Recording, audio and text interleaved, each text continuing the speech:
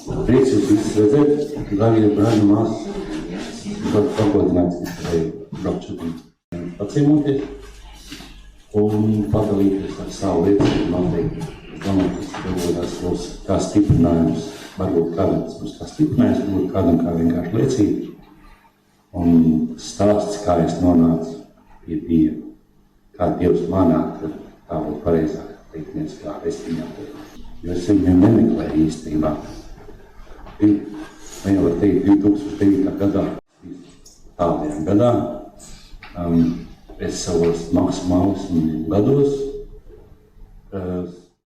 principā braucu kaut kur pasaulē laimi meklēt.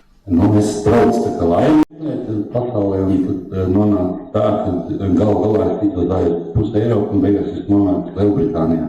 Un tur savām lielajām ambīcijām es tur mēģināju celt biznesus un vēl visādas lietas. Un tā naudas kāra lielākas visiem ir tiem laimes meklētājiem. Un sākumā kaut kas tur sanāca, kaut kas nesanāca, un galā pagriezās tā, ka es sāku nenormālās atkarībās iegrimt. Un tā bija ikdiena, jau kaut par ikdienu. Es biju jau tā kā sakārtojis to savu biznesu un darbu, tā, ka es tur varu arī nestrādāt kaut kādas dienas.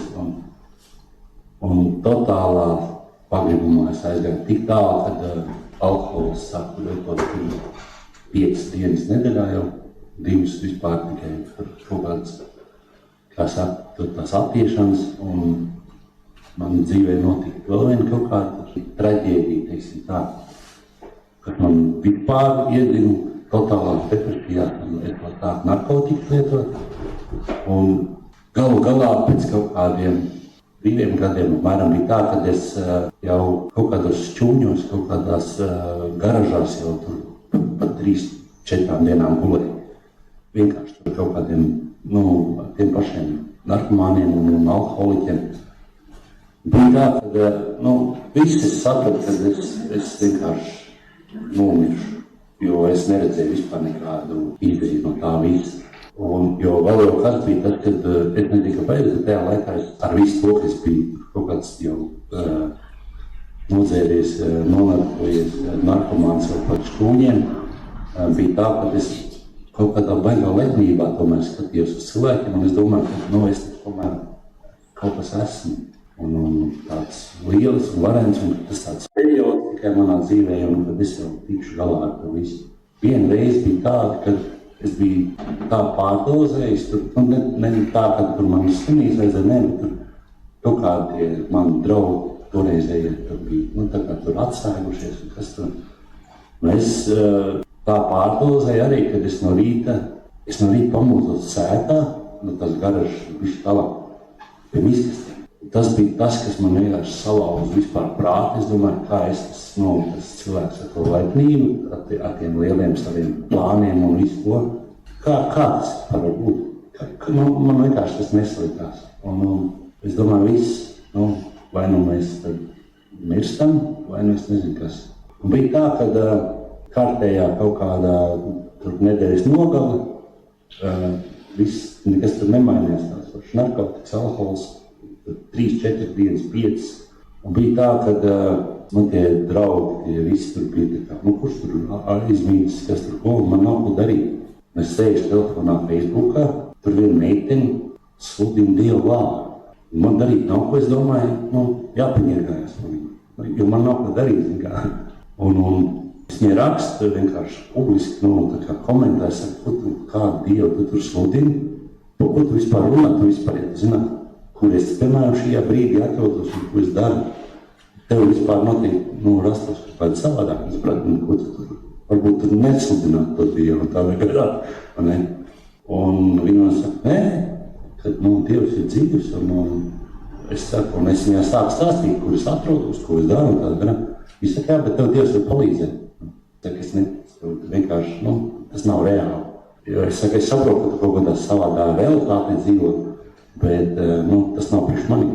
Un tā bija kaut kādu 1 nedēļas nogali, es tur uzskrēju tai lapai, kad man atkal es kaut kā, un atkal tā saruna sāk veidoties tajā, un tā pa bišķiņām, Tajā pašā situācijā, kas alkoholu tur dzer un tas narkotikas tur šņauks un vispārējā. Un kaut kādos brīžos vienkārši es ar viņu sāku komunicēt. Viņi man saka, ja tu prasīsi Dievam, lai viņš tev atbrīvo un glāb tev, viņš teica, viņš tev izglābs. Es neticu tā.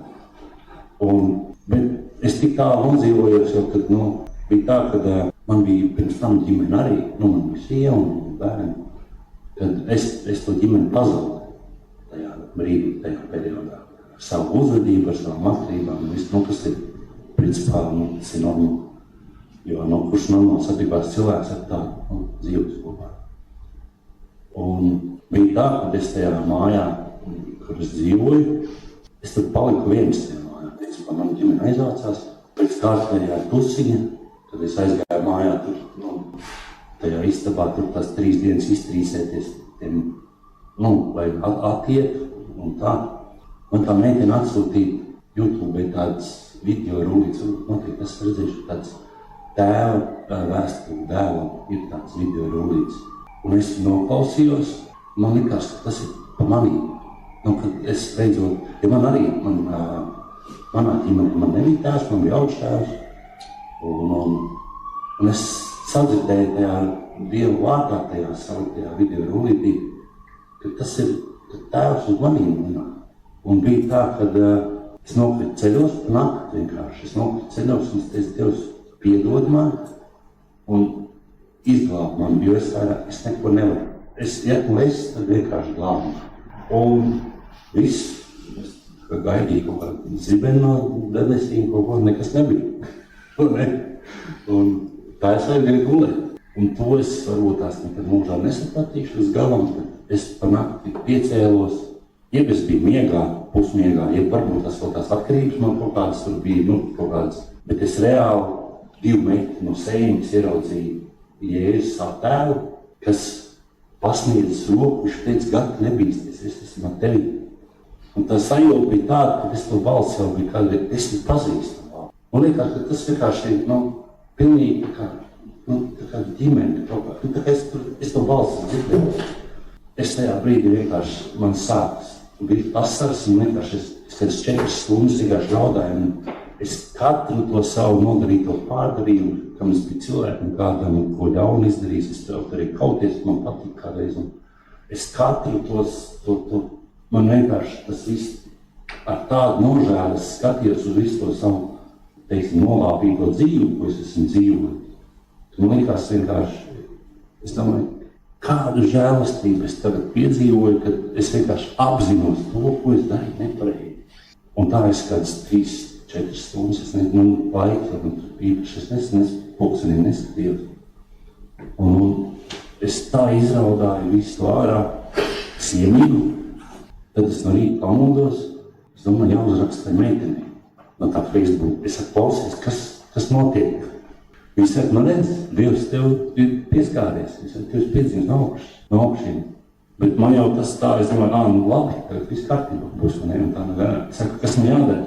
Viņi saka, tev ir jāatrod draudze, un jābrauc uz baznīcu. Un es tagad domāju, un es saprotu, ka es nometu, es beidzu sarakstīties ar viņu, es vienkārši tā domāju par sevi.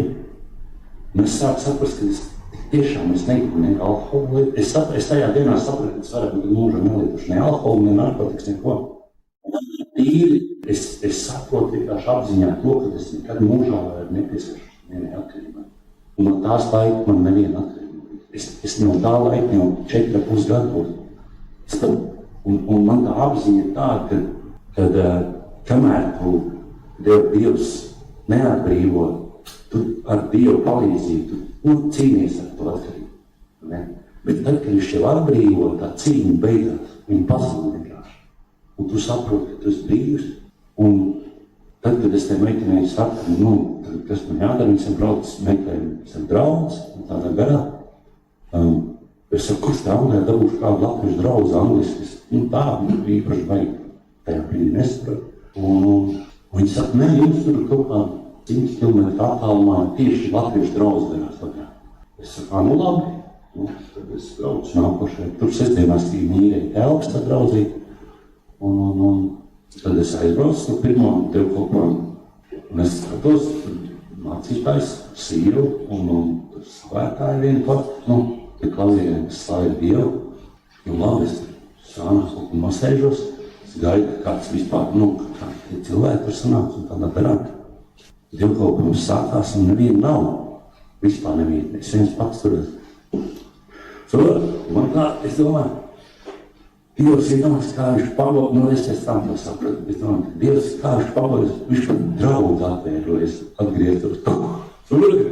Manā uzturējumās tā vienkārši, kā neviena nav vienkārši mācītājs, slavētājs un viss, un es viens pats. Un tas mācītājs, tas bija pirmais dievkalpojums viņiem tajā pilsētā. Viņi stāsta to Dievu, vārdu, to visu, un es to neko nesaprotu, kaut mēst, visādi ne iekšā, ne iedzinājis, neko. Viņš stāsta man atkal vasaras visu, es nesaprotu, kas notiek manī, Es saprotu, ka vienkārši, tad man tā dzīve tajā brīdī, es jau mājās sapratu, ka viņa man mainīsies, es domāju, ka tik krasī mainīsies, es nezināju. Un tad es sāku mācīties bija bez mašīnas, es sāku, darīt man nebija ko, ģimeņam bija aizgājis, es viens pats mājās dzīvoju, brīvā laika ļoti daudz, un principā darīt nebija. Es sāku klausīties Dievu vārdu, un tā kā mācītājiem nebija mašīnas, domāju, tad es viņu vadāšu no dievkalpojumu uz mājām, tā kā jau kaut kā palīdz, tā kā kalpošanā kaut kādā iesaistīšos laikais, tā kā arī savu laiku kaut kā aizpildīšu. Tā mēs sākām, es sāku tādā veidā kalpot, un tad nākamā dievkalpojumā parādījās vairāk cilvēki, un tad parādījās kaut kādas meitenes, kas tur sāk slavēt Dievu, tādā garā. Un es kādreiz jaunībā, no Liepājas esmu tur bāriem, man patīk gitāri, tas trīšķināt, citā jomā spēlē. Un tad viena meitene, viņš klausies, mēs te visi dziedam, un neviens muzikants nav, neviens spēlē kaut kāds instruments. Viņi saka, tā kā jaunībā kaut ko spēlējam, tādā garā, liek ģitāru un maucam Dievu par godu. Un tā es sāku arī slavēt Dievu, un tā mēs slavējām to Dievu tajā draudzē, un kaut kādi 2 gadi pagāja. Kad mēs kopā sākam slavēt, mums izveidojās tāda slavēšanas grupiņa. Un pēc 2 gadiem es tad to sievieti apprecējos. Tik viņiem. Un tā mēs vienkārši tagad arī, tā mums ir tā dzīve iegrozījusies, ka mēs tagad vienkārši slavējam Dievu, braukājam, dalos ar savu liecību. Un tas ir brīnišķīgi, ka tur kādam var būt par svētību, piedrošinājumu. Un tas ir, es saprotu, tam ir kaut kāda jēga dzīvē. Manā izpratnē. Tagad jau pirms tam man interesē nauda un viss tās lietas, bet tagad man liekas, tas tam vispār nav nozīmē. Jo Dievs tevi tāpat tās šrūpējās par tevi, man tev nav jāuzstos, jo viņi mums tāpat piedod. Tā es to izprotu. Un paldies Dievam un slavu Dievam, slavu tai meitenei, kas man toreiz tajā Facebookā tur uzrakstīja, kas liekas vienkārši, neticami. Un tā es no tās beidzas stilīja ārā, tagad kalpojam Dievu. Tas ir, man liekas, brīnišķīgākais, kas varēja notikt ar manu dzīvi, kas man bija. Tajā bedrē, kur es biju ielīdz ar savu to lepnumu un to tām ambīcijām, Dievs ir varens un viņš ir mīlošs tēvs.